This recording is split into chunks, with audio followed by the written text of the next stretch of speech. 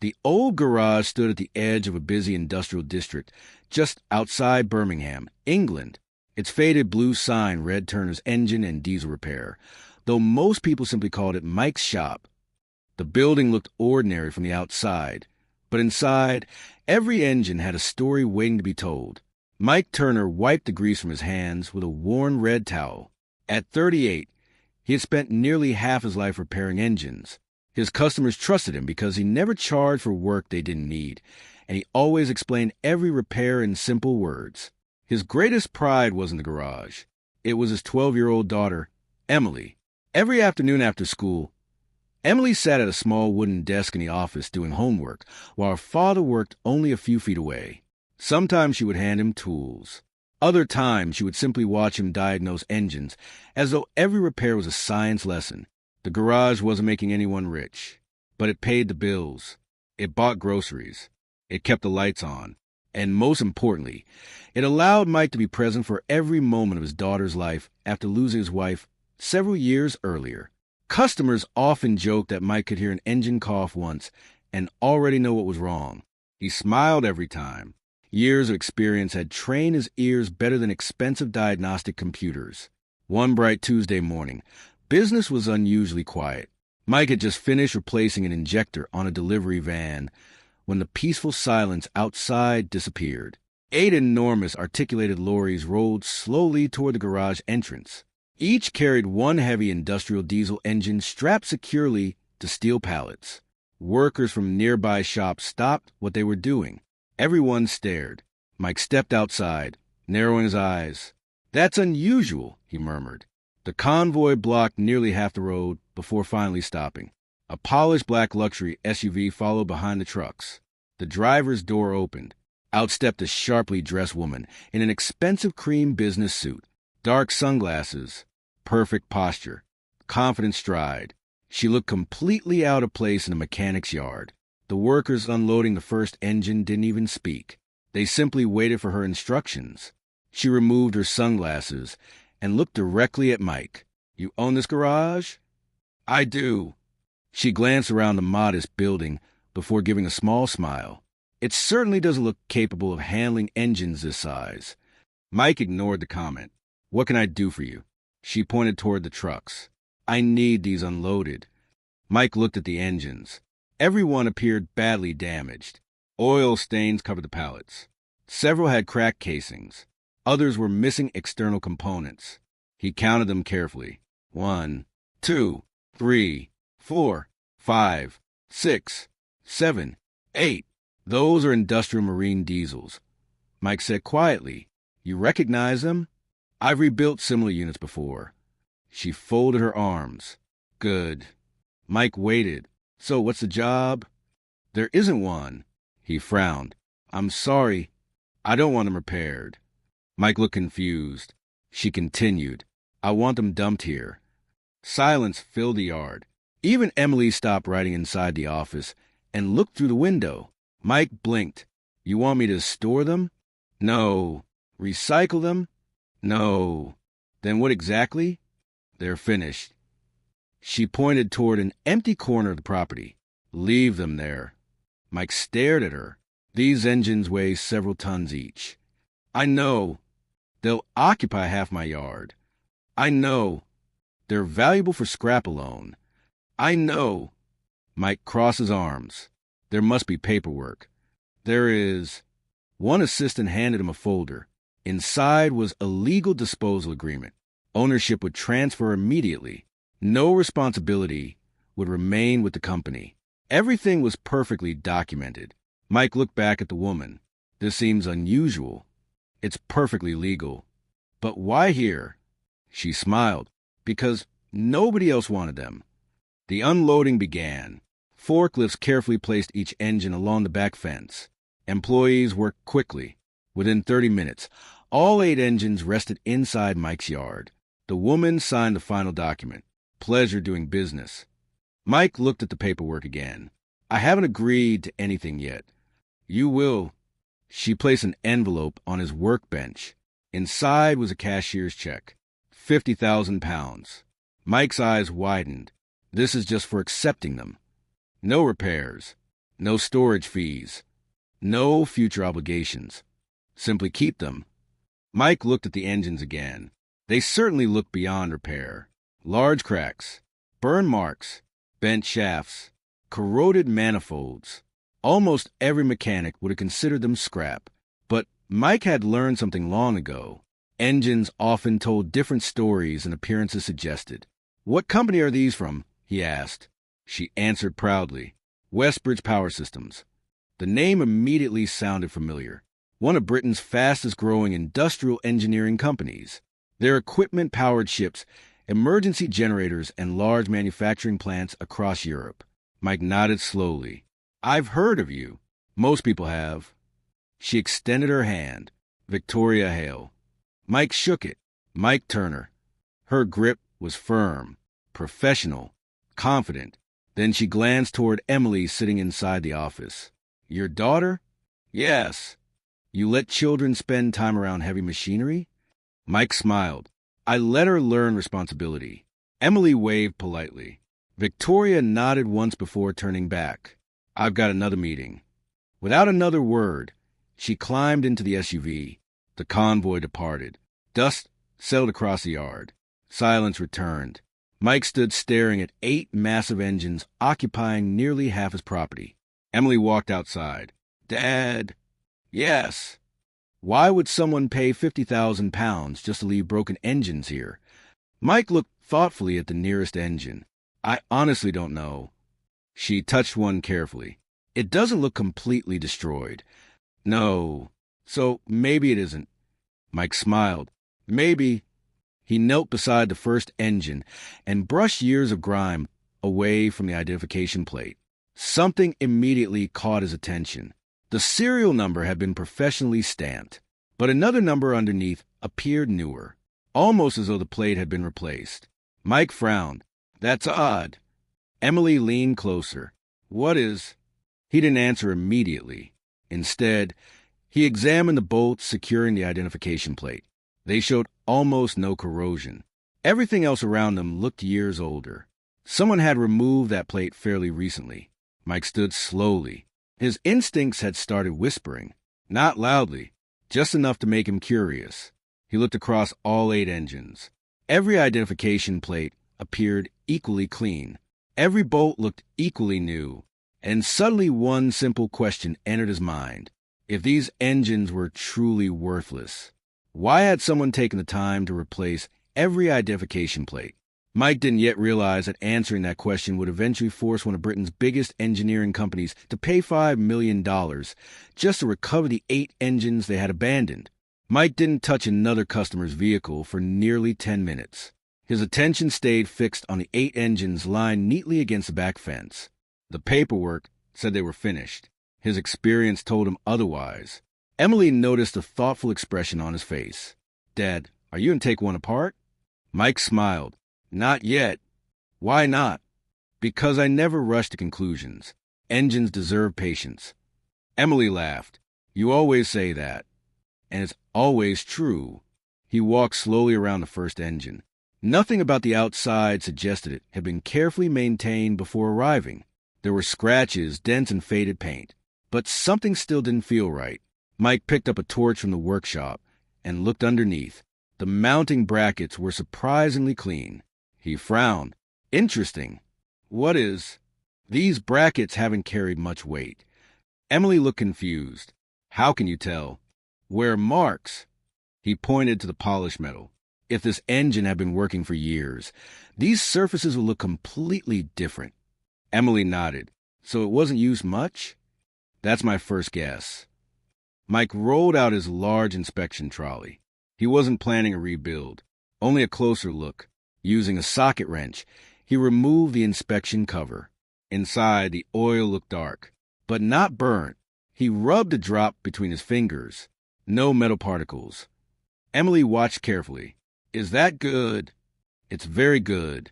Mike removed the oil filter. He cut it open. Almost nothing. No significant debris. No signs of catastrophic failure. That made no sense. He leaned back and folded his arms. If this engine really destroyed itself, this filter should be full of metal. It isn't. No. Emily smiled. So, somebody was wrong. Or somebody wanted people to believe something. Mike didn't jump to conclusions. He repeated the same inspection on the second engine. The results were almost identical. Clean bearings, minimal scoring, healthy lubrication, very little internal damage. He checked the third, the fourth, then the fifth. Every engine showed the same pattern. Cosmetic damage, minor external problems, strong internal condition. Mike stood quietly. 8 engines, 8 nearly identical inspections. That wasn't coincidence. His longtime customer, Tom Wilson, arrived with his delivery van. Tom climbed out, carrying a coffee. "Morning, Mike." "Morning." Tom looked across the yard. "What happened here?" Mike chuckled. "Apparently someone decided my garage needed decorating." Tom walked toward the engines. "Those are serious machines." "They are." Tom circled one slowly. "They don't look completely dead." Mike smiled. "That's exactly what I've been thinking." Tom crouched beside the nearest crankshaft. "You mind if I look?" "Go ahead." After nearly 15 years driving heavy equipment, Tom recognized industrial engines well. He examined the turbocharger. What?" "This compressor wheel isn't damaged." Mike nodded. "I noticed. If the engine suffered catastrophic failure, this would usually be destroyed." "It isn't." Tom looked thoughtful. "You know what this feels like?" "What?" "A fleet retired before anyone understood why." Mike didn't answer. Instead, he opened another inspection cover. This time something different appeared. A folded maintenance sheet. Still dry. Still readable. Mike carefully unfolded it. Emily stood beside him. "So," he read every line. Oil pressure, temperature, fuel efficiency, power output.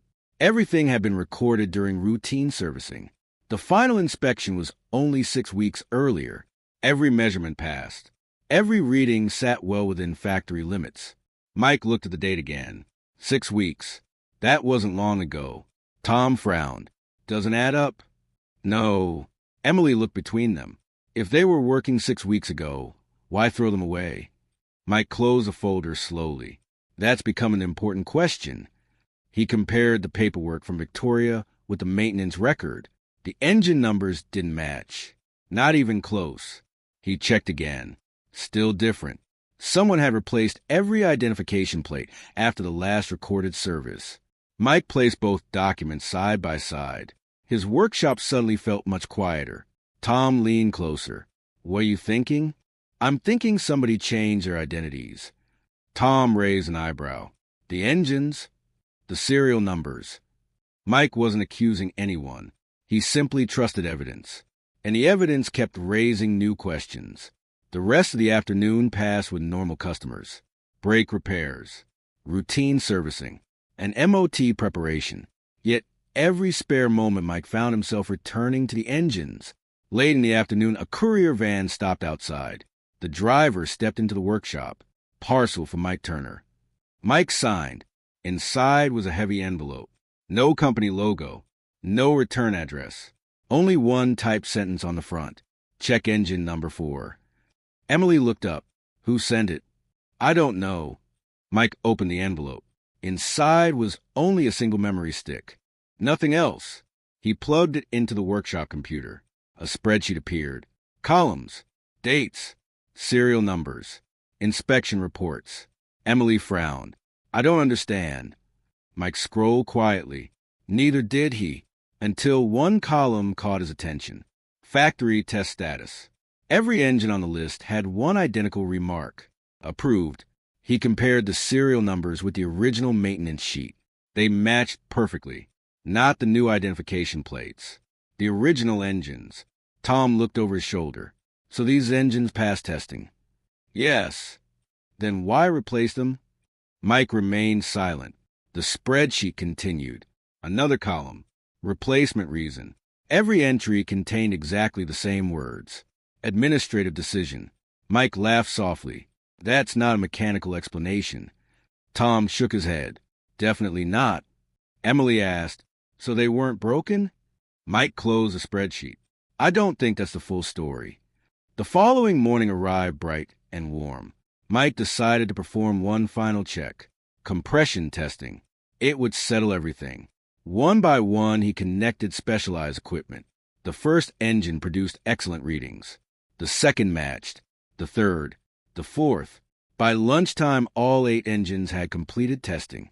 Every result landed within manufacturer specifications. Mike looked at the printouts. 8 healthy engines, officially labeled as beyond repair. He couldn't ignore that contradiction. Emily smiled proudly. You were right. Mike shook his head.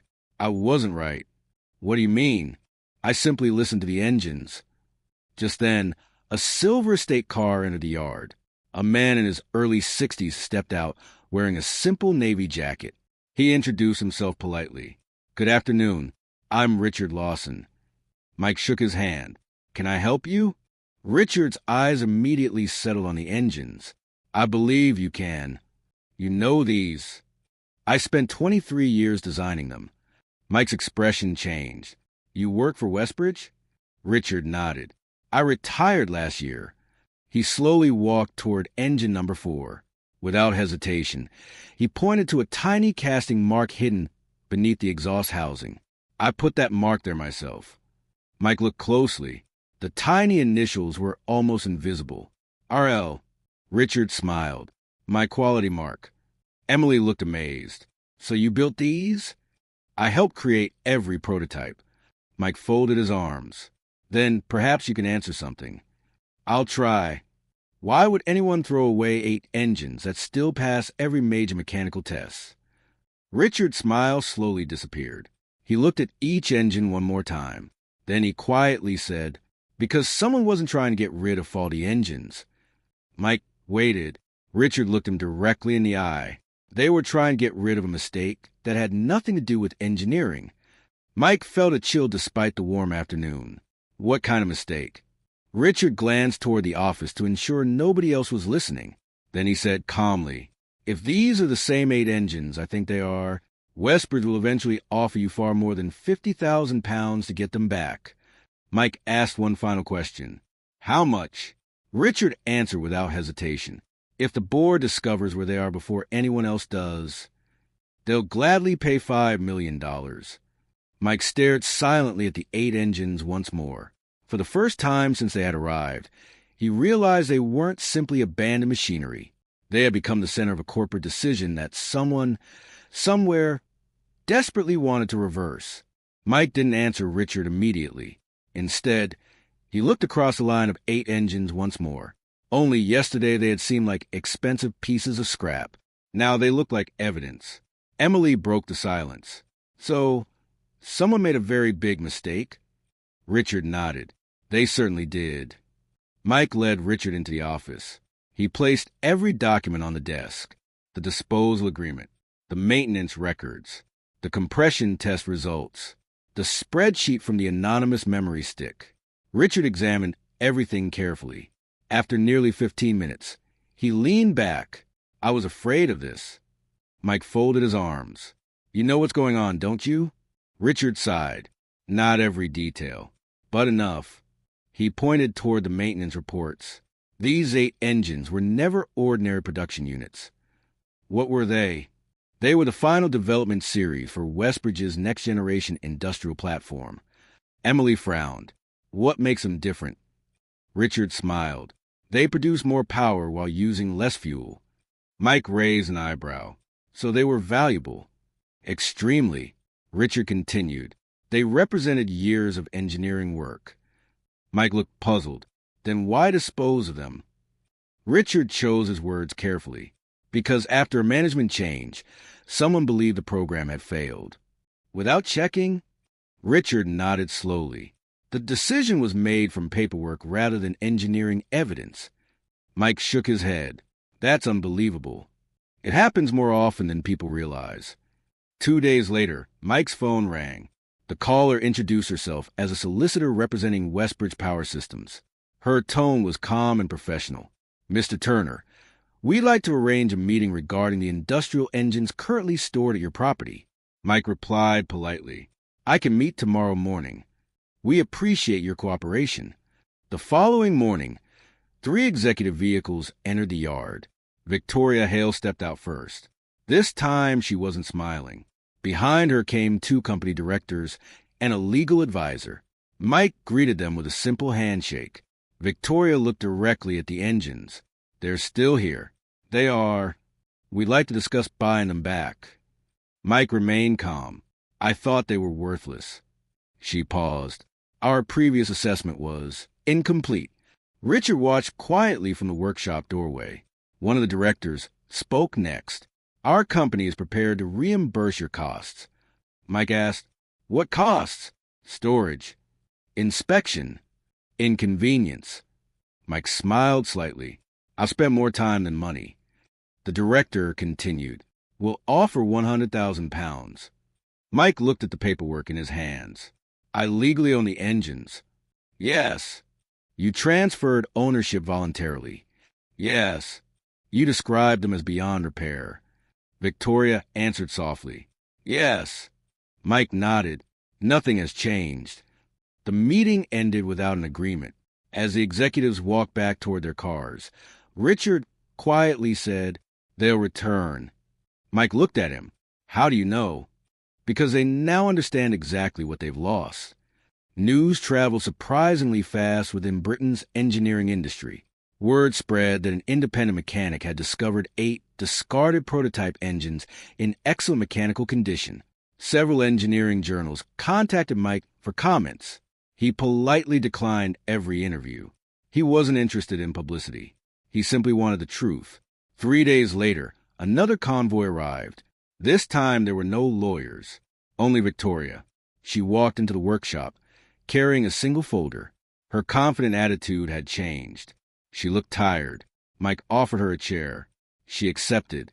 After a long silence, she spoke honestly. I owe you an apology.